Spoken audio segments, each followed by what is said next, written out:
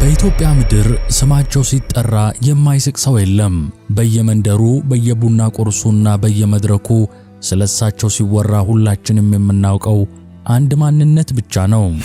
አስቂኙ፣ ተረበኛውና የጨዋታ አዋቂው እያልን እንጠራቸዋለን። እርሳቸው አለቃ ገብረሃና ይባላሉ። ነገር ግን የምናውቀው የታሪኩን ግማሽ ቢሆንስ? ከቀልዱ መጋረጃ በስተጀርባ የተደበቀ ሌላ ከባድ እውነት አለ። ታሪክ እንደሚመሰክረው እኚህ ሰው ተራ ቀልደኛ ብቻ አልነበሩም። እሳቸው የፍትሐ ነገሥት ዳኛ፣ የመጻሕፍት መምህርና የአቡሻህር አዋቂ የሆኑ ታላቅ ሊቅ ነበሩ።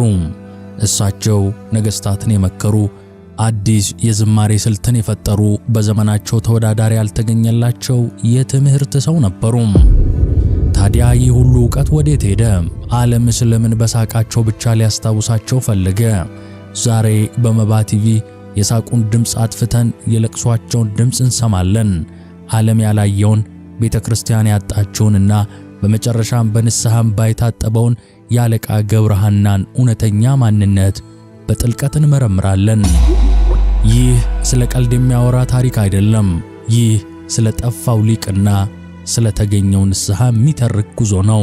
በእውነት አለቃ ገብረሃና ማን ናቸው? መልሱን አብረን እንፈልግ።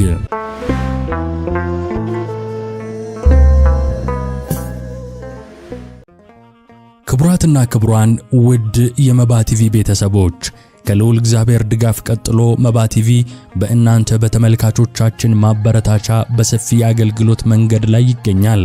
ነገር ግን ዛሬም 61 ከመቶ ተመልካቾቻችን ቻናላችንን ሰብስክራይብ ሳታደርጉ እንደምትመለከቱ ተረድተናል። እባክዎ አሁኑኑ ሰብስክራይብ በማድረግና የደወል ምልክቷን በማብራት አገልግሎቱን ይደግፉ። ቪዲዮውንም ላይክ አድርገው ይጀምሩ። እናመሰግናለን። በስመ አብ ወወልድ ወመንፈስ ቅዱስ አሐዱ አምላክ አሜን። ይህንን ዝግጅት ለእናንተ ለውድ ተመልካቾቻችን ለማቅረብ በመምህር አረፋይኔ ሀጎስ የተዘጋጀውን አለቃ ገብረሃናና አስቂኝ ቀልዶቻቸው የተሰኘውን መጽሐፍ ተጠቅመናል። ዝግጅቱ ከመጽሐፉ ጥቂት ገጾችን ብቻ በመቀንጨብ የቀረበ በመሆኑ ውድ ተመልካቾች መጽሐፉን ገዝታችሁ እንድታነቡ እየጋበዝን ለጸሐፊው መምህራችን ቃለ ሕይወት ያሰማልን ለማለት እንወዳለን። በኢትዮጵያ ታሪክ ውስጥ ስማቸው በሁለት ጽንፍ ከሚነሱ ጥቂት ሰዎች አንዱ አለቃ ገብረሃና ናቸው። ብዙዎቻችን የምናውቃቸው በጨዋታቸው፣ በሳቃቸውና በሽሙጣቸው ነው። ነገር ግን ይህ የውጭ ሽፋናቸው ብቻ ነው። የዚህን ሰው እውነተኛ ማንነት ለመረዳት የሳቁን ኃይል ሳይሆን የእውቀታቸውን ጥልቀት መመርመር ይኖርብናል። ዛሬ የምንከፍተው የታሪክ ገጽ ስለ ቀልደኛው ገብረሃና ሳይሆን ስለ ቤተ ክርስቲያኑ ሊቅ ስለ አለቃ ገብረሃና ነው። ታሪኩ የሚጀምረው በ1814 ዓመተ ምህረት ነው። ቦታው በጎንደር ክፍለ ሀገር በደብረ ታቦር አውራጃ ፎገራ ወረዳ ናባጋ ጊዮርጊስ የተሰኘው ቅዱስ ስፍራ። ገብረሃና ደስታ ተገኝ ገና ከልጅነታቸው ጀምሮ የዋዛ ሰው አልነበሩም። በተወለዱበት ዘመን ትምህርት የጥቂቶች ዕድል ብቻ ነበር። ነገር ግን የገብረሃና ነፍስ ለእውቀት የተራበች ሆነች። እንደ ማንኛውም የዘመኑ ልጅ ትምህርታቸውን በአካባቢው በሚገኝ የቄስ ትምህርት ቤት ተማሩ። የፊደል ሐዋርያ ሆነው ፊደል ቆጠሩ። ከዚያም የዳዊት መዝሙርን አጠናቀቁ። ነገር ግን የገብረሃና እውቀት ጥማት በፎገራ ሜዳዎች የሚረካ አልነበረም። ከፍ ሲሉ ቀያቸውን ለቀው ወላጆቻቸውን ተሰናብተው አባይን ተሻግረው ወደ ጎጃም ምድር አመሩ። በኢትዮጵያ ኦርቶዶክስ ተዋሕዶ ቤተክርስቲያን ትውፊት መሠረትም ጎጃም የቅኔ ቤት ይገኛል። ቅኔ ደግሞ እንዲሁ ግጥም ብቻ አይደለም። ቅኔ የፍልስፍና የሎጂክና የሚስጥር ቁልፍ ነው። ወጣቱ ገብረሃና በጎጃም ቅኔ ትምህርት ቤቶች ውስጥ የአእምሮአቸውን ስለት ጨመሩ። ሰምና ወርቁን፣ ኅብሩና ሚስጥሩን፣ ቅንጣቱንና ሐረጉን ፈጩት። በጎጃም ቆይታቸው የቅኔን ጥልቀት አጠናቀው የአንደበታቸውን ኃይል አጎልብተው ወደ ትውልድ ሀገራቸው ወደ ጎንደር ተመለሱ። ጎንደር ስንል የነገሥታት ከተማ ብቻ ሳይሆን የሊቃውንት መዲናም ናት። ገብረሃና ከጎጃም ያመጡትን የቅኔ ቅመም በጎንደር ካለው የዜማና የመጻሕፍት ትርጓሜ ጋር ማዋሃድ ነበረባቸው። በጎንደር ጉባኤ ቤቶች የቅዱስ ያሬድን ዜማ፣ የመጻሕፍትን ትርጓሜ፣ አቋቋምንና ድጓን በታላቅ ትጋት ተማሩ። በወቅቱ የመጻሕፍት ትርጓሜ መምህራቸው አቃቤ ስብሐት ገብረ መድኅን የተባሉ ታላቅ ሊቅ ነበሩ። እስቲ ለአፍታ የዚህን ጊዜ ትምህርት ጥልቀት እናስበው። ድጓን መማር ማለት የቤተ ክርስቲያንን ዜማና ቴዎሎጂያዊ ምስጢርን መጨበጥ ነው። አቋቋምን ማወቅ ማለት በመንፈሳዊ ሥርዓት ውስጥ ያለውን ሰማያዊ እንቅስቃሴ መረዳት ነው። የመጽሐፍት ትርጓሜን ማጠናቀቅ ደግሞ የብሉይና የሐዲስ ኪዳንን ምስጢር፣ የታሪክን፣ የሕግና የነቢያትን መንፈስ መረዳትና ማወቅ ነው። ገብረ ሐና ይህንን ሁሉ ዕውቀት ወደ አእምሮአቸው የጋቱት በወጣትነት ዕድሜያቸው ነበር። ትምህርታቸውን ሲያጠናቅቁ የተፈጠረው ክስተት የገብረ ሐናን የሕይወት አቅጣጫ የሚጠቁም ነበር። ከመምህራቸው ከአቃቤ ስብሐት ገብረ መድኅን ፊት ቀርበው የኔታ እንግዲህ ይምከሩና ያሰናብቱኝ ብለው ጠየቁ። መምህራቸውም የዚህን ወጣት አቅም ጠንቅቀው ያውቁ ነበርና እንዲህ አሏቸው። ምን ቀረ ብለህ ነው? ሁሉን አውቀሃል፣ ብቻ የደናቁርት ጓደኛ አትሁን ሲሉ መከሯቸው። ይህ ምክር የአለቃን ሕይወት ቀረጸው። ሁሉን አውቀሃል የሚለው ምስክርነት ከእንዲህ አይነት ታላቅ መምህር አንደበት ሲወጣ ትርጉሙ ቀላል አይደለም። ነገር ግን የደናቁርት ጓደኛ አትሁን የሚለው ማስጠንቀቂያ ወደፊት በሕይወታቸው ለሚገጥማቸው ፈተና መዘጋጃ ሆነ። የዚህን ምክር ክብደት የተረዱት ገብረ ሐና ዕውቀታቸውን ማንም እንዳይነጥቃቸው በመንፈሳዊ ቅናት ይተጉ ነበር። አዲስ መምህር መጣ ተብሎ በተወራበት አካባቢ ሁሉ እየሄዱ ዕውቀታቸውን ይፈትሹና ያዳብራሉ። የልፋታቸው ፍሬ የጣፈጠ ነበር። ዕውቀታቸው በሀገሩ ሁሉ ተወራ። ሰዎች ስለ ወጣቱ ሊቅ መነጋገር ጀመሩ። እናም ገና በ26 ዓመታቸው በወጣትነት ጉልበትና በሽምግልና ጥበብ ጎንደር ውስጥ ሊቀ ካህናት ሆነው ተሾሙ። በዚያ ዘመን ሊቀ ካህናት መሆን ማለት ተራ ሥልጣን አይደለም። የቤተ ክርስቲያኒቱ አስተዳደራዊና መንፈሳዊ መሪ መሆን ነው። የፍትሐ ነገሥት ዳኛ፣ የሥነ ምግባር ጠባቂና የትምህርት አባት መሆን ነው። አንድ የ26 ዓመት ወጣት በሽበት ከተሸፈኑት አባቶች መሃል ይህንን ታላቅ ማዕረግ ሲቀበል ማየት የገብረ ሐናን ብልህነት ያረጋግጣል። ብላታ ሕሩይ ወልደ ሥላሴ የተባሉ ታላቅ ጸሐፊ ሳይቀሩ አለቃ ገብረ ሐና እጅግ የተማሩ የጎንደር ሊቅ ነበሩ ብለው መስክረዋል። የፍትሐ ነገሥቱ የመጽሐፍቱና የአብሻህሩ ማለትም የዘመን አቆጣጠርና የፍልስፍና አዋቂም ነበሩ። ግን አለቃ ገብረ ሐና ዕውቀትን ለራሳቸው ብቻ አላደረጉም። የመምህርነት መንበራቸው ላይ ሲቀመጡ ለተማሪዎቻቸው የሚሰጡት ምክር ዛሬም ድረስ በጆሮአችን የሚያስተጋባ ነው። እንዲህ ይሉ ነበር። የሰው ቀለም አትናቁ፣ ሰው ያመጣውን ሁሉ አትንቀፉ ይሉ ነበር። ይህ ምክር ያለቃን ልብ ያሳያል። ምንም እንኳን እሳቸው የሊቃውንት ሊቅ ቢሆኑም ትሕትናን የተላበሱ ነበሩ። ዕውቀት ማለቂያ እንደሌለውና ከማንም ሰው ከትንሹም ከትልቁም ሊገኝ እንደሚችል ያምኑ ነበር። ደቀ መዛሙርቶቻቸው ክፍት ልቦና እንዲኖራቸው፣ ለሌሎች ዕውቀት ክብር እንዲሰጡና ከመንቀፍ ይልቅ መመርመርን እንዲያስቀድሙ ይመክሯቸዋል። የሰውን ቀለም አትናቁ ሲሉ ምናልባትም በዘመኑ የነበረውን የሊቃውንት መናናቅና ትምክህት እየወቀሱ ነበር። በመቀጠልም በሊቀ ካህንነት ዘመናቸው ያሳዩት የአስተዳደር ብቃትና የመምህርነት ችሎታ ተወዳዳሪ አልነበረውም። በ7 ዓመታት አገልግሎታቸው በስብከት ችሎታቸውና በአፈ ጉባኤነታቸው የሚተካከላቸው አልነበረም። የፍትሐ ነገሥቱን ሕግ ከማወቃቸው የተነሳ ውስብስብ የሆኑ የዳኝነት ጉዳዮችን የመፍታት ኃላፊነት ተሰጥቷቸው ነበር። በዚህ ወቅት ያ በኋላ የምናውቀው ቀልደኛው ገብረ ሐና ገና አልተገለጠም። በዳኝነት ወንበር ላይ የተቀመጡት አባት ቁም ነገረኛ፣ ሕግ አዋቂና የማያወላውሉ ፈራጅ ነበሩ። የሥራው ጠባይ ስለማይፈቅድላቸው በዚህ ወቅት ከቀልድ ቆጠብ ብለው ነበር። አለቃ ገብረ ሐና የቤተ ክርስቲያን መሠረት፣ የሕግ ምሰሶና የትምህርት ብርሃን የሆኑ መጻሕፍትን በሙሉ ድቅቅ አድርገው አጠኑ። እኚህ ሰው ናቸው በኋላ ላይ በታሪክ አጋጣሚና በሕይወቱ ጣውረድ ምክንያት ያንን ቀልደኛ የተሰኘ ካባ ለመልበስ የተገደዱት። ነገር ግን ያንን ካባ ከመልበሳቸው በፊት በውስጣቸው የነበረው ማንነት ተራ ቀልደኛ ሳይሆን የተራቀቀ ሊቅ ነበር። ይህ የሊቅነት ማንነት ነው የሕይወታቸው መሠረተ ድንጋይ።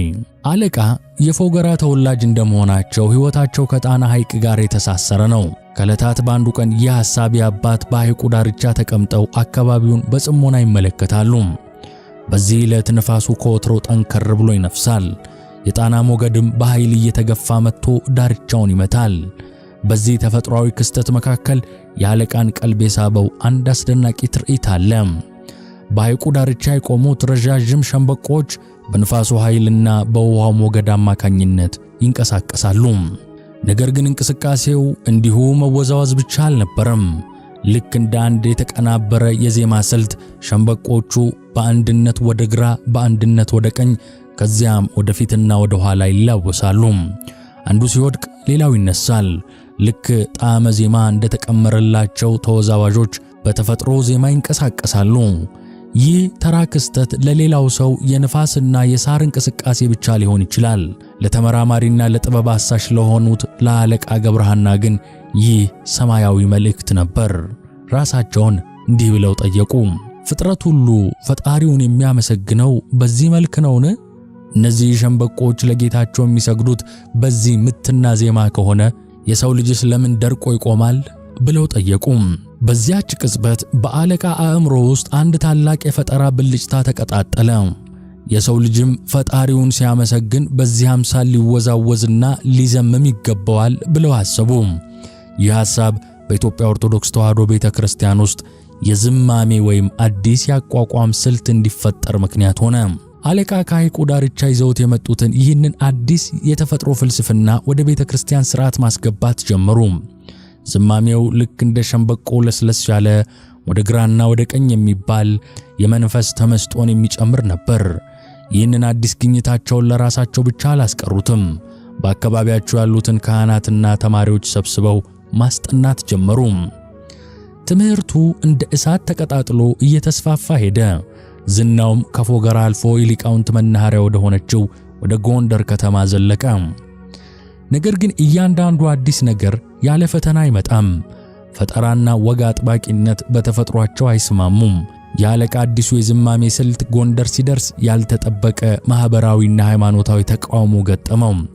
ችግሩ ከሃይማኖቱ ሕግ ጋር የተያያዘ አልነበረም። ችግሩ ከልብስ ጋር የተያያዘ ነበር። በዚያ ዘመን የነበሩት የጎንደር ሊቃውንትና ካህናት ክብርና ሞገስ የሚሰጣቸውን ሸማ ወይንም ኩታ ለብሰው ነበር የሚያገለግሉት።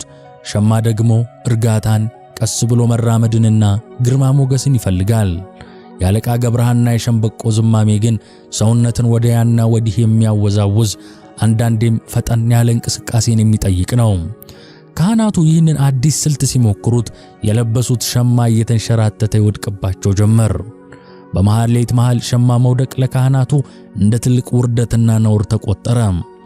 ይህ ሸማ እያስጣለ የሚያስቸግር አቋቋም ስለሆነ አያስፈልገንም የሚል ድምፅ በረታ።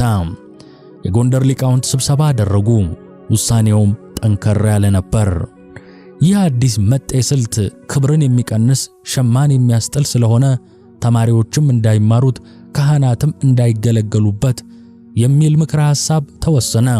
እንዲያውም ነገሩ እየከረረ ሄዶ እንኳን በቤተ ክርስቲያን ውስጥ በውጭም ቢሆን ማንም እንዳይጠቀምበት ከተገኘም እርምጃ ይወሰድበት ተብሎ ታገደ። ይህ ለአለቃ ገብረሐና ትልቅ የልብ ስብራት ነው። ከተፈጥሮ ከተቀበሉት ከመንፈስ ጋር ያዋሃዱትና በድካም ያዘጋጁት የጥበብ ሥራ ልብስ ያስወልቃል በሚል ምክንያት ሊቀበር ሆነ። ለአብዛኛው ሰው የሊቃውንት ጉባኤ ከወሰነ ነገሩ ያለቀለት ነው። ነገር ግን አለቃ ገብረሐና የዋዛ አልነበሩም። እርሳቸው እምቢ ባይ ናቸው። ዕውቀታቸውን ይዘው ወደ መቃብር መውረድን አልፈቀዱም። አለቃ አንድ ብልህ ውሳኔ ወሰኑ። ዓለም ባይቀበለኝ ልጄ ይቀበለኛል አሉ። ተስፋቸውን በራሳቸው ደም በልጃቸው በተክሌ ላይ ጣሉ። የካህናቱን ተቃውሞ ፊት ለፊት መጋፈጥ ዋጋ እንደሌለው ስለተረዱ ስልታቸውን ቀየሩ። ቤታቸውን ወደ ምስጢራዊ ትምህርት ቤትነት ለወጡት። ትዕይንቱ እጅግ ልብ ይነካል። አለቃ ገብረሐና በጠራራ ፀሐይ የቤታቸውን በር ይዘጋሉ። ማንም እንዳይገባና ማንም እንዳይሰማ ትንሿ ልጃቸውን ጥሩነሽን በውጭ በኩል ዘበኛ አድርገው አቆሟታል። ሰው ሲመጣ ንገሪን ብለው ያስጠነቅቋታል። በዚያ በተዘጋ ቤት ውስጥ ለአንድ ብቸኛ ተማሪያቸው ለልጃቸው ለተክሌ የተከለከለውን ጥበብ ያወርሱት ጀመር። አባትና ልጅ በዝግ ቤት ውስጥ የጣናን ሸምበቆ እንቅስቃሴ መልሰው ይፈጥራሉ። አለቃ እያንዳንዱን እንቅስቃሴ፣ እያንዳንዱን የድምፅ ቃናና እያንዳንዱን የመንፈስ ስሜት ለተክሌ ያስተማሩት። ተክሌም በተፈጥሮ ተሰጥኦ የነበረው ልጅ ስለነበር የአባቱን ጥበብ እንደ ሰፍነግ መጠጠው። በልጅነቱ ታላቅ ምሁር ሆነ። ይህ በድብቅ የተከናወነ የማስተማር ሂደት የአለቃን ጽናትና ራዕይ ያሳያል። በወቅቱ የነበሩት ሰዎች አይሆንም ሲሉ እርሳቸው ይሆናል ግን በሌላ መንገድ ሲሉ ደመደሙ። ሸማው ስለወደቀ ጥበቡ መውደቅ የለበትም ብለው አመኑ። ዛሬ ላይ ቆመን ወደ ኋላ ስንመለከት የአለቃ ገብረሐና ውሳኔ ትክክል እንደነበር እንረዳለን። ያ በዝግ ቤት የተዘራው ዘር ኋላ ላይ በልጃቸው ባለቃ ተክሌ አማካኝነት በኢትዮጵያ ቤተክርስቲያን በሙሉ ተስፋፍቶ የተክሌ አቋቋም ተብሎ እስከ መጠራት ደረሰ። አሁን ደግሞ ወደ ሌላኛው የአለቃ ማንነት እንምጣ፣ ወደ ሕግ ሰውነታቸው። በዚያን ዘመን ኢትዮጵያ የምትተዳደረው በዘመናዊ ሕገ መንግሥት አልነበረም። የሀገሪቱ የጀርባ አጥንት፣ የዳኝነት መሠረትና የፍትህ ምንጭ ፍትሐ ነገሥት የተባለው መጽሐፍ ነበር። ይህን መጽሐፍ ማወቅ ማለት የሰማዩንም የምድሩንም ሕግ ጨብጦ መያዝ እንደማለት ነው።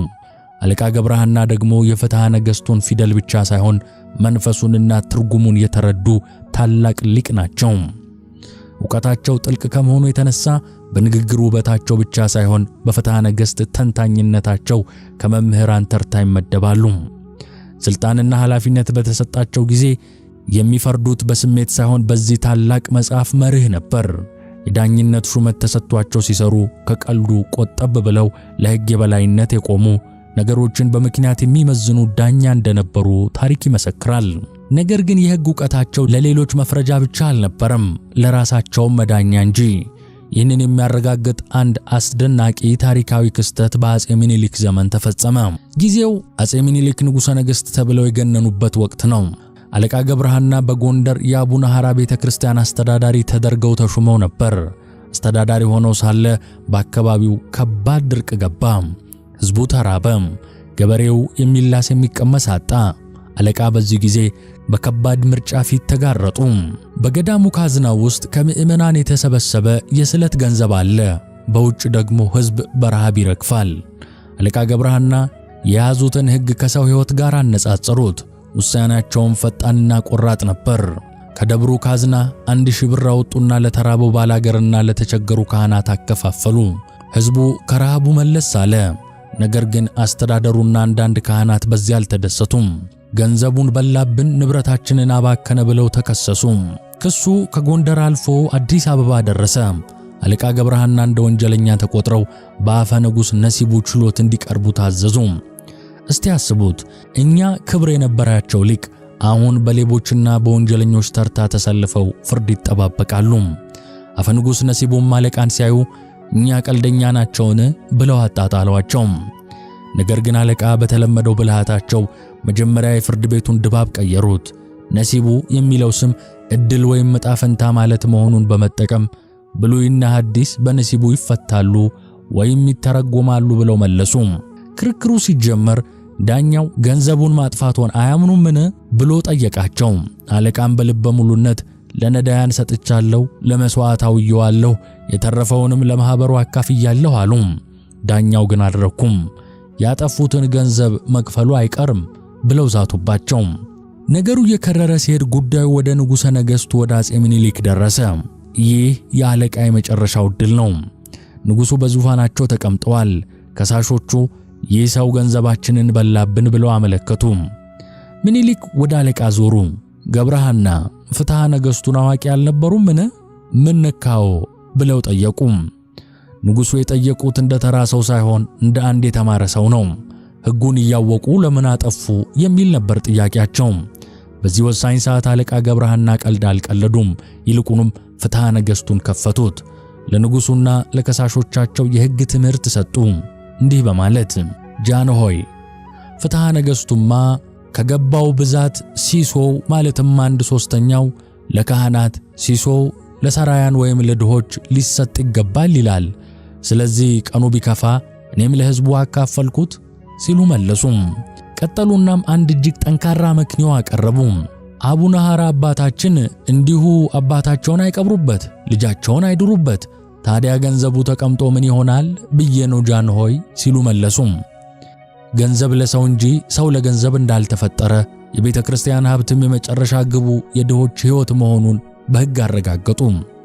ንጉሡ የአለቃን ዕውቀትና ሎጂክ አደነቁ። አበጀህ፣ ቀድሞውኑስ የተማርክ አይደለህምን ብለው ፍርዱን አጸኑላቸው። አለቃን በነጻ አሰናበቱ። ከዚህ ክስተት በኋላ አፄ ምኒልክ የአለቃ ገብረሐናን ዋጋ በሚገባ ተረዱ። እንደዚህ ያለ ሊቅ በሩቅ አገር መባከን የለበትም ብለው አመኑ። ከእንግዲህ እዚሁ ሆነው ዕውቀቶን ያካፍሉን ብለው በአዲስ አበባ አስቀሯቸው። በቅዱስ ራጉኤል ቤተክርስቲያን አካባቢ ቤት ተሰርቶላቸው የድጓ የአቋቋምና የመጻሕፍት መምህር ሆነው ተሾሙ። አለቃ በቅዱስ ራጉኤል የነበራቸው ሚና ቀላል አልነበረም። ተማሪዎችን ብቻ ሳይሆን ራሳቸው ንጉሠ ነገሥቱንም ያስተምሩ ነበር። ታሪክ እንደሚነግረን አለቃ ለአፄ ምኒልክ ሥርዓተ ቤተ ክርስቲያንንና ሥርዓተ ቤተ መንግሥትን ያስጠኗቸው ነበር። እስቲ አስቡት፣ የኢትዮጵያ ንጉሠ ነገሥት ከአንድ ካህን እግር ስር ቁጭ ብለው ስለ ሀገር አስተዳደርና ስለ መንፈሳዊ ሥርዓት ሲማሩ። ይህ የአለቃን የሊቅነት ደረጃ ያሳያል። ምኒልክ አለቃን ምን ያህል ያከብሯቸው እንደነበር የሚያሳየው በየዕለቱ የሚያስፈልጋቸውን ምግብ ማርና ቅቤ ከቤተ መንግሥት ይልኩላቸው እንደነበር ስንሰማ ነው። አለቃም በእንጦጦ ብርድ እየተገረፉ ነገር ግን በንጉሡ ክብር እየተሞሸሩ ዕውቀታቸውን ለትውልድና ለቤተ መንግሥቱ ሲያካፍሉ ኖረዋል። አለቃ በቤተ ክርስቲያን ውስጥ የነበራቸው አንዱና ትልቁ ፈተና ሱረት ነበር። ሱረት በአፍንጫ የሚማግ ትንባሆ ነው። በቤተ ክርስቲያን ሥርዓት በተለይም በመቅደስ አካባቢ ትንባሆ መጠቀም የተከለከለና ታላቅ ነውርም ነው። ነገር ግን የአለቃ ሱስ ከዚህ ሕግ በላይ ሆነ። አንድ ቀን ታላቅ ክብረ በዓል እየተከበረ ነው። ቅድስት ሥላሴ ቤተ ክርስቲያን ውስጥ ማህሌቱ ደምቋል። ሊቃውንቱ ካህናቱና መዘምራኑ በያሬዳዊ ዜማ ይወርባሉ። አለቃ ገብረሐናም በመሃል ቆመው ያገለግላሉ። ነገር ግን አእምሮአቸው ያለው ዜማው ላይ ብቻ አልነበረም። ሱሳቸው ተቀስቅሶባቸዋል። ማንም ሳያይ ሱረት ለመውሰድ ሲሞክሩ ያልታሰበ አደጋ ተፈጠረ። የሱረት መያዣው ቅል ከእጃቸው አምልጦ እየተንከባለለ ከመቅደሱ መጋረጃ ስር ገባ። ይህ በቤተ ክርስቲያን ውስጥ ትልቅ ርኩሰት ነው። ወዳጆቻቸው አፈሩ፣ ጠላቶቻቸው ደግሞ አጋጣሚውን አግኝተው በደስታ ፈነደቁ። ከቅዳሴ በኋላ አንድ ወዳጃቸው አለቃን ወደ ጎን ጠርተው በምሬት መከሯቸው። ኧረ በአምላክህ ይሁንብህ፣ ይህንን ሱረት አትጠጣ፣ ትንባሆ እኮ የዲያብሎስ ነው አሏቸው። አለቃ ገብረሐና ግን ለንስሐ ወይም ለጸጸት አልተዘጋጁም። ይልቁንም በዛ ሰዓት እንኳን ፈጣን ምላሽና መክንዮ አቀረቡ። ትንባሆ የማን ሆነና ሲሉ ጠየቁ። ወዳጃቸውም የዲያብሎስ ነዋ ሲል መለሰ። አለቃም በብልሃትና በትዕቢት እንግዲያውስ ዲያብሎስ ይምጣና ንብረቴን ተጠቀምክ ብሎ ይክሰሰኝ እንጂ አንተ ምን ቤት ነህ የሚል አስደንጋጭ መልስ ሰጡ። ይህ መልስ አለቃ በዚያን ወቅት በመንፈሳዊ ሕይወታቸው ምን ያህል እንደደከሙና ዕውቀታቸውን ለሥጋዊ መከላከያነት ይጠቀሙት እንደነበር ያሳያል። የአለቃ ፈተና በሱረት ብቻ አልቆመም። ሁለተኛውና ትልቁ ፈተናቸው የሆድ ነገር ነበር። በተለይም በአብይ ጾም ወቅት ከሚፈጠረው የምግብ ክልከላ ጋር በተያያዘ አለቃ ዕውቀታቸውን ተጠቅመው ቀዳዳ ይፈልጉ ነበር። በቤተ ክርስቲያናችን ሥርዓት በአብይ ጾም ወቅት ሥጋና የሥጋ ውጤቶችን መብላት የተከለከለ እንደሆነ ይታወቃል። ነገር ግን አለቃ ፍትሐ ነገሥቱን እንደፈለጉ የማሽከርከር ችሎታ ነበራቸውና አንድ ጊዜ ፍትሐ ነገሥት ሲያስተምሩ መጽሐፉ በ15ኛው አንቀጽ ላይ ከዓሣ በስተቀር ሥጋን አይብሉ የሚል አሻሚ አረፍተ ነገር አገኙ። ይህንን ያነበበ አንድ የሸዋ ተማሪ ግራ ተጋብቶ የኔታ ታዲያ ፍትሐ ነገሥቱ ዓሣን በሁዳዴ ማለትም በአብይ ጾም ይፈቅዳልን ብሎ ጠየቃቸው። ተማሪው የፈለገው የሃይማኖታዊ ሕጉን ትርጓሜ ነው። አለቃ ግን መልሱን ወደ ቀልድና ወደ ራሳቸው ፍላጎት ቀየሩት። ምን መጽሐፉ ይፈቅዳል ትላለህ? ማዘንጊያ ባለቤታቸው ናት፣ ማዘንጊያ በቅባ ኑግ ታንኩሻኩሸዋለች እንጂ ብለው መለሱለት። ይህ መልስ ቀላል ይመስላል፣ ግን ጥልቅ መልእክት አለው። አለቃ ለተማሪው የነገሩት ሕጉን ተወውና ጣዕሙን ተመልከት የሚል አይነት ነው። እንዲያውም በአብይ ጾም ወቅት ዓሣ መብላትን እንደ ትልቅ ድል ይቆጥሩት ነበር። ለምሳሌ በአንድ ወቅት አፄ ምኒልክ ግብር ላይ ቀርበው በጾም ወቅት የዓሣ ወጥ ሲቀርብላቸው እጃቸውን ሰብስበው ተቀመጡ። ንጉሡ ለምን አይበሉም ሲሏቸው ዓሣ እንኳን ልብ ገዝቶ ወደ ሀገሩ ወደ ውሃው ሲገባ እኔ እንደወጣሁ ልቅር ብለው በተለዋዋጭ መልኩ ቅሬታቸውንና ፍላጎታቸውን ገልጸዋል። አለቃ ሕግ አዋቂ ሆነው ሳለ የሕጉን ክፍተት በመጠቀም ለሥጋዊ ፍላጎታቸው ማመካኛ ያደርጉት ነበር። የሥጋ ፈተና በዚህ አላበቃም። አለቃ የሴት ነገር ያጠቃቸዋል። ይህ ድክመታቸው በቤተ ክርስቲያን ካህናት ዘንድ ከፍተኛ ተቃውሞ አስነስቶባቸው ነበር። አንድ ቀን ከሴት ቤት አድረው ሲወጡ ያያቸው ካህን ቀጥታ ሄዶ ለቅዱስ ራጉኤል ቤተ ክርስቲያን አስተዳዳሪ ነገረባቸው። አለቃ እንደተለመደው አገር ሰላም ብለው ቤተ ክርስቲያን ሊገቡ ሲሉ በሩ ላይ ተከለከሉ። ለምን ብለው ሲጠይቁ ሴት ስለነኩ ተባሉ። ይህ ለአለቃ ትልቅ ውርደት ነበር። ነገር ግን አለቃ ሲዋረዱ ዝም አላሉም። በዚያው ቅጽበት የበቀል እርምጃ ወሰዱ። የሴቶች መግቢያ በር ላይ ቆሙና ወደ ቤተ ክርስቲያን የሚመጡትን ሴቶች ሁሉ መግባት እኮ ተከልክሏል እያሉ መለሷቸው። በቤተ ክርስቲያኑ ግቢ ውስጥ ሴቶች ጠፉም። ካህናቱ ሲያጣሩ አለቃ ሁሉንም እንደመለሷቸው ሰሙ። ጉዳዩ ተካሮ ንጉሡ ዘንድ ደረሰ። ገብረ ሐና ለምን እንዲህ አደረክ ተብለው ተጠየቁ። አለቃም ጃንሆይ እኔ እነሱን ነክተሃል ተብዬ ከተከለከልኩ እነሱማ ራሳቸውን ተሸክመው እንዴት ይገባሉ? እኔ ከርኩሰት ጋር ከዋልኩ ርኩሰት ራሱ ወደ ቤተ መቅደስ መግባት የለበትም የሚል ሐሳብ አቀረቡ። ንጉሡ በነገሩ ቢስቁም ይህ ክስተት የሚያሳየው የአለቃን መንፈሳዊ ውድቀት ነበር። በደላቸውን አምነው ከመጸጸት ይልቅ ሌላውን በመክሰስና በማሸማቀቅ ራሳቸውን ነፃ ለማውጣት ይሞክሩ የነበረበት ዘመን ነው። የአለቃ ሕይወት በዚህ ውጥረት ውስጥ ያለፈ ነው። በአንድ በኩል ድንቅ የሆነ የዝማሜ ፈጣሪና የፍትሐ ነገሥት መምህር ናቸው።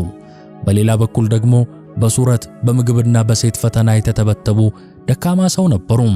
ካህናቱም ሆኑ ሕዝቡ ያዩ የነበረው ይህንን ቅራኔ ነው። ዕውቀታቸውን ያደንቃሉ፣ ምግባራቸውን ግን ይነቅፋሉ። በአንድ ወቅት ከካህናት ጋር ሲከራከሩ የእናንተ ጌታ በግድ በእንጨት ነው የተሰቀለው ብለው ክርስቶስን አቃለዋል ተብለው ተከሰው ነበር። ለንጉሡ ሲመልሱ እኔ እኮ ግንድ ለማለት ፈልጌ እንጂ እንደናንተ ንጠፍታብኝ አይደለም ብለው አምታቱም። ይህ ሁሉ የሚያሳየው አለቃ በእውቀታቸው ተማምነው በመንፈሳዊ ሕይወት ጥንቃቄ ማድረግን ረስተው እንደነበር ነው። ሳቅ ማለቂያ አለው ይላሉ አባቶች። እውነት ነው። ድግሱ ያልቃል፣ ጠጁ ይደርቃል፣ አድናቂው ይበተናል። በመጨረሻ የሚቀረው ሰውየውና ሕሊናው ብቻ ናቸው። የአለቃ ገብረ ሐና ሕይወትም ወደዚህ የማይቀር ምዕራፍ ተሸጋገረ። ዕድሜ እየገፋ ጉልበት እየደከመ የዓይን ብርሃን እየቀነሰ ሲመጣ የአለቃ ውስጣዊ ዓይን ግን በብሩህ መመልከት ጀመረ። እስካሁን ያየነው አለቃ በማንኛውም አጋጣሚ ቀልድ የሚፈጥር፣ ንጉሥን የሚያስቅ፣ መኳንንትን የሚተርብ፣ በችግር ጊዜ እንኳን የማይረታ ሰው ነው። ነገር ግን አሁን ያ ሁሉ ጫጫታ ጸጥ አለ። አለቃ ገብረ ሐና ወደ ኋላ ተመለከቱ። ያሳለፉት 80 ዓመታትን መለስ ብለው ሲያዩ ያዩት ነገር አስደሰታቸው ወይንስ አስደነገጣቸው? ቀጥለን እንመልከት። አለቃ ገብረ ሐና ራሳቸውን ጠየቁ። እኔ ማን ነኝ? እግዚአብሔር የሰጠኝ ስጦታ ምን ነበር? እኔስ ያዋልኩት ለምንድን ነው? አሉ ለራሳቸው። እግዚአብሔር የሰጣቸው አእምሮ ድጓን የሚያላምጥ፣ ቅኔን የሚዘርፍ፣ ፍትሐ ነገሥትን የሚተነትን ታላቅ ጸጋ ነበር። እግዚአብሔር የሰጣቸው አንደበት ሰውን ማዳን፣ እውነትን መመስከርና ወንጌልን መስበክ የሚችል ስለት ነበር። ነገር ግን አለቃ ይህንን ወርቃማ ሰይፍ መለያው አሉት። አብዛኛው ዘመናቸውን ያሳለፉት ሰውን በማሳቅ ባለስልጣናትን በማዝናናትና ለዕለት ኑሮ የሚሆን ዳቦ ለማግኘት ሲሉ በዋዛ ፈዛዛ ነበር። ይህ እውነት ልክ እንደ መብረቅ መታቸው። የህሊና ረፍት አጡ። በቤተ መንግሥት ያገኙት ክብር፣ በሕዝብ ዘንድ ያገኙት ዝና ከፈጣሪያቸው ፊት ሲቆሙ እንደማያድናቸው ተረዱ። ያ ሁሉ ሳቅ፣ ያ ሁሉ ጭብጨባ አሁን ባዶ ሆነባቸው። የሕይወታቸው መለወጫ ነጥብ የሆነችው ያቺ ታሪካዊ ንግግር ከአፋቸው የወጣችው በዚህ የጭንቀት ሰዓት ነው። አለቃ ገብረ ሐና በከባድ ጸጸትና በምሬት እንዲህ አሉ። እግዚአብሔርን ላመሰግንበትና ልሰብክበት፣ ቁም ነገር ልናገርበት በተሰጠኝ አንደበቴ ዋዛ ፈዛዛ ስናገርበት ኖሬአለሁ አሉ። ይህ አረፍተ ነገር የአለቃ ገብረ ሐናን የንስሐ በር የከፈተ ቁልፍ ነው። እስቲ ቃላቱን ልብ በሉ። ተሰጠኝ ይላሉ። ስጦታ መሆኑን አምነዋል። ዋዛ ፈዛዛ ስናገርበት ኖሬአለሁ ይላሉ። ስጦታውን ማባከናቸውን አምነዋል። ይህ ዕውቅና ለአንድ ምሁር እጅግ ከባድ ነው። ራሱን እንደ ሊቅ የሚያይ ሰው ራሱን እንደ ባከነ ሰው አድርጎ ለመቀበል ትልቅ መንፈሳዊ ድፍረት ይጠይቀዋል። ከዚህች ቅጽበት በኋላ የምናውቀው ቀልደኛው አለቃ ሞተ። አዲሱ አለቃ ተወለደ። ግን ይህ አዲስ ሰው ደስተኛ አልነበረም። የደስታና የፌዝ መንፈስ ከላያቸው ላይ ተገፈፈ። ያ ቤት የሚያሞቀው ጨዋታቸው ጠፋ። ያ ፊታቸው ላይ ይነበብ የነበረው ብልሃት ወደ ቆምጣጣነት ተቀየረ። ዝምተኛ፣ አኩራፊ፣ ብቸኛ ሆኑ። ቤተሰቦቻቸውና ጎረቤቶቻቸው ግራ ተጋቡ። አለቃ ምን ነካቸው? ታመሙ እንዴ ተባለ። አንዳንዶችም ይህማ ዝምታ አይደለም፣ ጋኔን ሰፍሮባቸው ነው፣ በሽታ ነው ብለው አሰቡ። ሰው እንዴት በአንድ ጀንበር ከሳቅ ወደ ፍጹም ዝምታ ይቀየራል?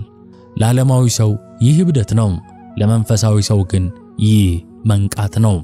ወዳጅ ዘመዶቻቸው ሊረዷቸው ስላልቻሉ በግድ ጠበል ሊወስዷቸው ሞከሩ። ተነሱ እንውሰዶ፣ ጋኔን ነው የያዘው አሏቸው። አለቃ ግን በዚያ የጭንቀት ሰዓትም የንስሐ መንገዳቸውን አላቋረጡም። እንዲያውም ቤተሰቦቻቸው ሲጨቀጨቋቸው እንዲህ ብለው መለሱም፣ ኧረ እባካችሁ ተውኝ፣ ጋኔንስ አንገረብ ወንዝ አይደለም እንዴ የሚኖረው? ታዲያ እንዴት ይህንን ውሃ ፈርቶ ይተወኛል ብላችሁ ነው ብለው መለሱም። ይህ መልሳቸው ሁለት ነገር ይነግረናል። አንደኛ አሁንም ድረስ አእምሯቸው ጥርት ያለ መሆኑን፣ ሁለተኛ ደግሞ ችግራቸው ከውጭ የመጣ ጋኔን ሳይሆን ከውስጥ የመነጨ ጸጸት መሆኑን ለሰዎች ለማስረዳት መሞከራቸውን ነው። ግን ማንም አልሰማቸውም። አለቃ ብቸኛ ሆኑ። በሰው ተከበው ግን ብቻቸውን ነበሩ። ምክንያቱም ማንም ሰው የእርሳቸውን የልብ ሕመም፣ የእርሳቸውን የባከነ ዘመን ስሜት ሊጋራቸው አልቻለም። ሰዎች የሚፈልጉት እንዲያዝናኗቸው፣ እንዲቀልዱላቸው ነበር። አለቃ ግን በቃኝ አሉ። ከእንግዲህ ለሰው ሳይሆን ለፈጣሪ እናገራለሁ ወይም ዝም እላለሁ ብለው ወሰኑ። ከመንደር ሽማግሌዎች፣ ከእረኞችና ከወዳጆቻቸው ራቁ። አንደበታቸውን ከለከሉ። ከዚህ በኋላ የሚናገሩት ነገር ቢኖር ለነፍሳቸው የሚጠቅመውን ብቻ ሆነ። ይህ የመንቃት ጥሪ ለቀጣዩና ለመጨረሻው የሕይወታቸው ምዕራፍ ለአባ አጋቶን መንገድ መደላደልን ፈጠረ። ቀልድ አብቅቷል። አሁን ተራው የእንባና የዝምታ ነው። ቃላት ቃላት ቃላት። የአለቃ ገብረሐና ሕይወት በቃላት የተገነባ ግንብ ነበር። በቃላት ነገሥታትን አሳምነዋል። በቃላት ሕዝብን አሳቀዋል። በቃላት ራሳቸውን ከተጠያቂነት አድነዋል። ነገር ግን አሁን ያ ሁሉ የቃላት ክምር ፈረሰ። አለቃ ገብረሐና አንድ የመጨረሻና ወሳኝ እውነት ተረዱ። ከእግዚአብሔር ጋር ለመነጋገር ቋንቋ አያስፈልግም። የሚያስፈልገው የተሰበረ ልብ ብቻ መሆኑን ተረዱ። ንስሐ መግባት ማለት አጥፍቻለሁ ብሎ መናገር ብቻ አይደለም። እውነተኛ ንስሐ ተግባራዊ እርምጃን ይፈልጋል። እናም በዚያች ቅጽበት አለቃ ገብረሐና በኢትዮጵያ ኦርቶዶክስ ቤተክርስቲያን ታሪክ ውስጥ ጥቂት ቅዱሳን ብቻ የሄዱበትን ከባድ መንገድ መረጡ። ያ መንገድ የአባ አጋቶን መንገድ ይባላል። በጥንት ዘመን በግብጽ በረሃ ይኖር የነበረ አባ አጋቶን የተባለ አባት አንደበቱ ክፉ እንዳይናገር ለመቆጣጠር ሲል ለ3 ዓመታት ያህል ድንጋይ ነክሶ ይኖር ነበር። አለቃ ገብረሐና ያንን የጥንት አባት ፈለግ ተከተሉ። ከደጃቸው ወጣሉና አንዲት ድንጋይ አነሱ። ያችን ድንጋይ ለ80 ዓመታት ሲናገር ሲቀልድና ሲተርብ በኖረው አንደበታቸው ላይ እንደ ማህተም አድርገው አፋቸው ውስጥ ከተቱት። እስቲ አስቡት፣ ያ የማይታክተው ምላስ፣ ያ ጨዋታ የማያልቅበት አፍ አሁን በድንጋይ ተለጉሟል። አለቃ ወሰኑ። ይህ አንደበት ከእንግዲህ ዓለማዊ ነገር አይናገርም አሉ። ይህ ውሳኔ እንዲሁ ዝምታ ብቻ አልነበረም። ይህ በራሳቸው ላይ ያወጁት የመንፈስ ጦርነት ነበር።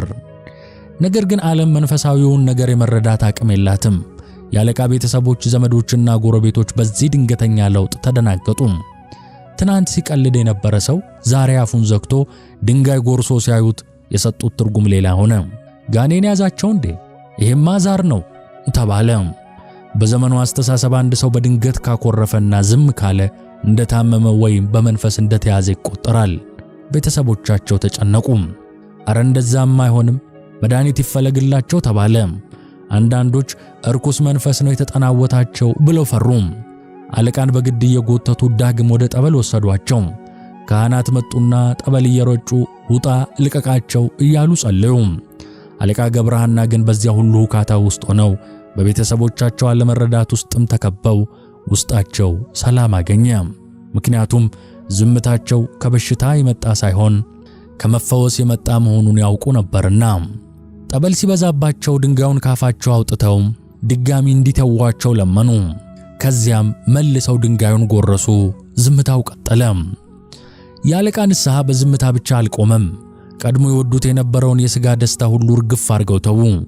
ያ ይጣፍጥ የነበረው ጠጅ፣ ያ ይጎርሱት የነበረው ጮማና ያጣጥሙት የነበረው ቅቤ ቀረ። ሰውነታቸውን አደከሙ። ለዚህ ሥጋ ብዙ ተገዛሁለት፣ አሁን ግን ተራዊ ነፍሴ ነው አሉ።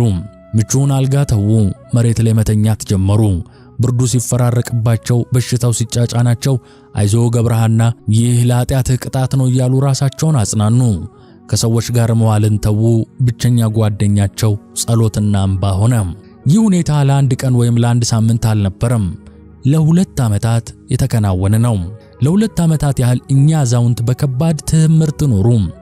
ከቀልደኛነት ወደ ባህታዊነት ተቀየሩ። በዚያ የጨለማ ክፍል ውስጥ ብቻቸውን ሆነው ከፈጣሪያቸው ጋር ያደረጉትን ንግግር፣ ያፈሰሱትን እንባ ማንም አላየውም። ግን ግድግዳዎቹ መስክረዋል፣ መሬቱ መስክሯል። ይህ የሕይወት ምዕራፍ የአለቃን እውነተኛ ማንነት ያሳያል። እሳቸው እንዲሁ ቀልደኛ ብቻ አልነበሩም። እርሳቸው የጠለቀ መንፈሳዊ ዕውቀት የነበራቸው፣ በመጨረሻም ራሳቸውን ያሸነፉ ጀግና ናቸው። ያ ሁሉ ቀልድ፣ ያ ሁሉ ሳቅ እንደ ጉም በጠፋበት በዚያ ሰዓት የቀረው እውነተኛው ገብረሃና ተንበርካኪው፣ አልቃሹና ንስሐ ገቢው ነው። ሰዎች ለምን ዝም አሉ ብለው ሲጠይቁ መልሱ ቀላል ነበር።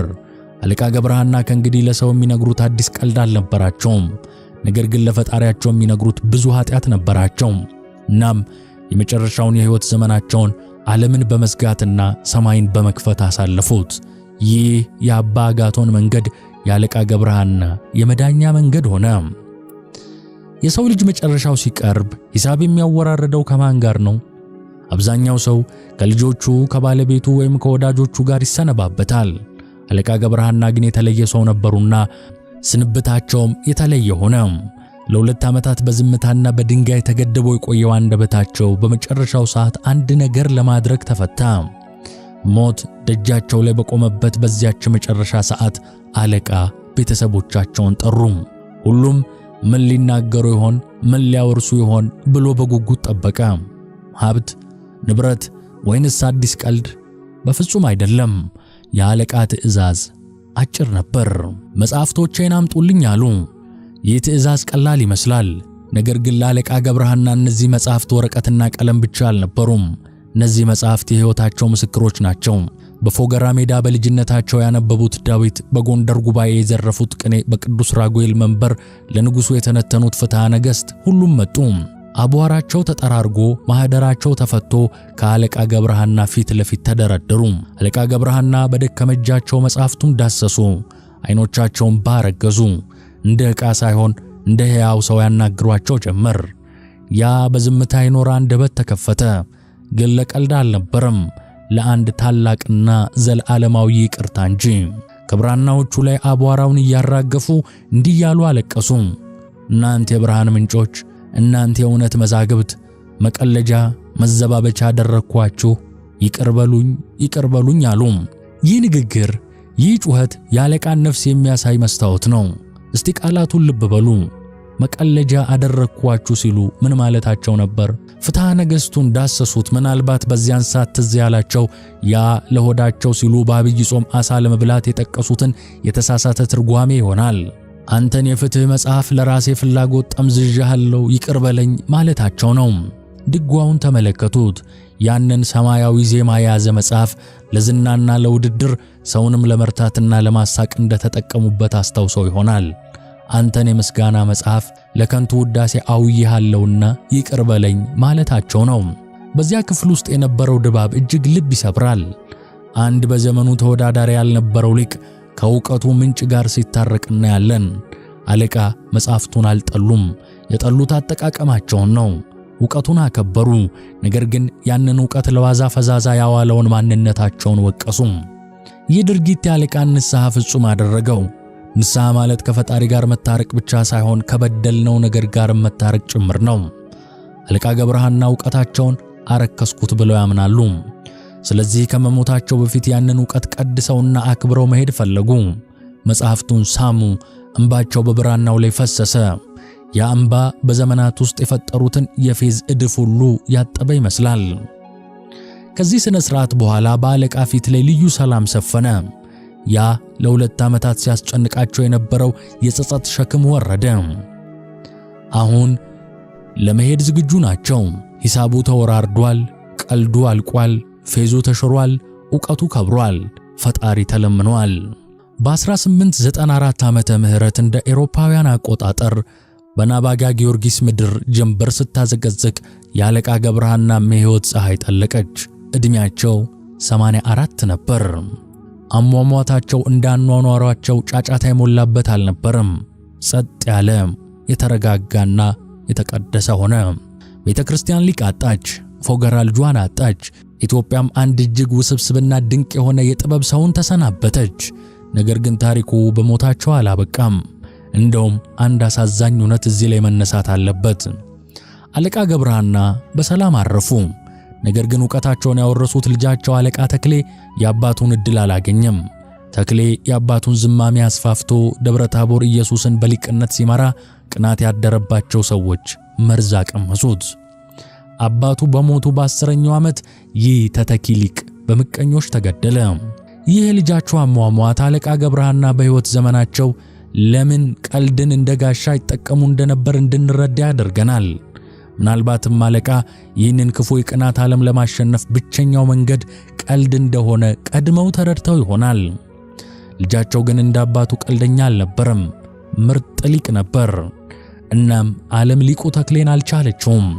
ግን ዛሬ ትኩረታችንን በአለቃ ገብረሐና ላይ ነው። የእሳቸው ጉዞ ተጠናቀቀ። ከቀልድ ወደ ሊቅነት፣ ከሊቅነት ወደ ስህተት፣ ከስህተት ወደ ንስሐ የተደረገ ረጅም ጉዞ። በመጨረሻ መጽሐፍቱን ከፊታቸው አስቀምጠው ሲያለቅሱ የነበሩት አባት ምስል ለዘላለም በታሪክ ውስጥ ታትሞ ይኖራል። ያ ምስል የሚነግረን አንድ እውነት አለ። ሰው ሆኖ የማይሳሳት ሊቅ ሆኖ የማይወድቅ የለም። ነገር ግን ወድቆ መነሳት፣ አጥፍቶ ይቅርታ መጠየቅና አዋቂ ሆኖ ራስን ማዋረድ የጀግንነት ሁሉ ጫፍ ነው። አለቃ ገብረሐና በ84 ዓመታቸው በንስሐ ውሃ ታጥበው እንደ ሕፃን ልጅ ንጹሕ ሆነው ይህንን ዓለም ተሰናበቱ። የአለቃ ገብረሐናን የሕይወት መጽሐፍ ገልጠን ከመጀመሪያው ምዕራፍ እስከ መጨረሻው ገጽ አብረን ተጉዘናል። በፎገራ ሜዳዎች ላይ በልጅነት ቦርቀናል። በጎንደር ጉባኤ ቤቶች ውስጥ ዕውቀትን ቀስመናል። በቤተ መንግሥት አዳራሾች ከነገሥታት ጋር ተከራክረናል። በመጨረሻም በዚያች ጠባብ ክፍል ውስጥ ከፈጣሪ ጋር ሲታረቁ አይተናል። አሁን ይህንን ታሪክ ለመዝጋት ስንዘጋጅ አንድ ጥያቄ መመለስ ግድ ይለናል። የአለቃ ገብረሐና ትክክለኛው ማንነት የቱ ነው? ብዙዎቻችን አለቃን የምናውቃቸው እንደ ሳቅ ምንጭ ነው። ስማቸው ሲጠራ ፈገግ እንላለን። ነገር ግን ዛሬ ባየነው ታሪክ ውስጥ እንደተረዳነው ይህ ግማሽ እውነት እንኳን አይደለም። አለቃ ገብረሐና ለኢትዮጵያ ኦርቶዶክስ ተዋሕዶ ቤተክርስቲያን የሰጡት አገልግሎት ካፈለቁት ቀልድ በብዙ እጥፍ ይበልጣል። ዛሬ በየቤተ ክርስቲያኑ ካህናት በያሬዳዊ ዜማ ሲወዛወዙና ሲዘምሙ ስናይ የአለቃን የፈጠራ አሻራ እያየን ነው። መንፈሳዊነትን ከተፈጥሮ እንቅስቃሴ ጋር ያዋሃዱት እሳቸው ናቸው። ዛሬ ሊቃውንት መጻሕፍትን ሲተረጉሙ የአለቃን የእውቀት ፈለግ እየተከተሉ ነው። የፍትሐ ነገሥት ትንታኔያቸው፣ የቅኔ መንገዳቸውና የሕግ አዋቂነታቸው ለቤተ ክርስቲያን የጀርባ አጥንት ሆኖ አገልግሏል። ነገር ግን ከሁሉም በላይ ልንማርበት የሚገባውና የዚህ ቪዲዮ ዋና መልእክት የሆነው ነጥብ ሌላ ነው።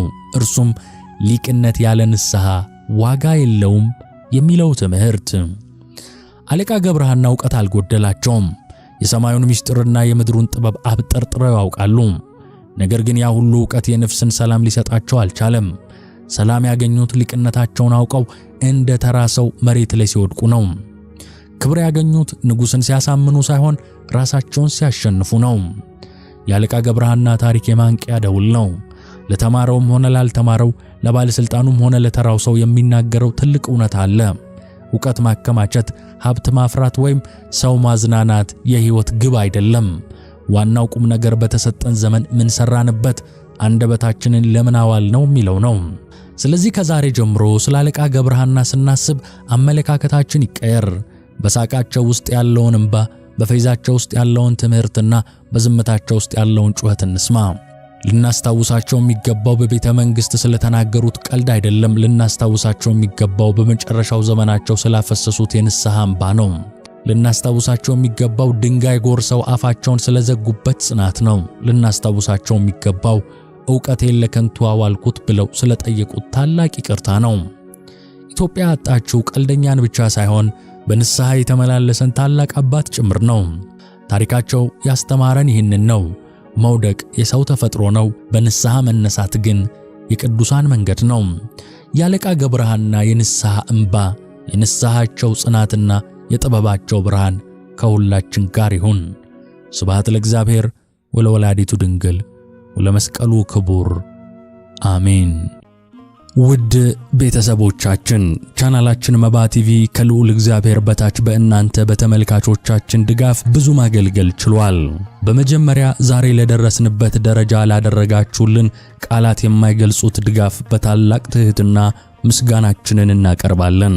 የምንጓዘው ጉዞ ረጅም ነው፣ ራእያችንም ታላቅ ነው። ገና ያልተነገሩ የቅዱሳን ታሪኮች፣ ያልተመረመሩ የቤተክርስቲያን ሚስጥሮችና ለዚህ ትውልድ መድረስ ያለባቸው እልፍ አላፍ የእውነት ፍሬዎች አሉ። ይህንን ራእይ ወደ ላቀ ደረጃ ለማድረስ የምርምር ጥራታችንን ለማሳደግ አስደናቂ ዝግጅቶችንም ለመፍጠርና የቤተክርስቲያንን መልእክት በዓለም ዙሪያ ለማድረስ የበለጠ አቅም ያስፈልገናል። የዩቲዩብ ገቢ ብቻውን ይህንን ታላቅ ህልም እውን ለማድረግ በቂ አይደለም።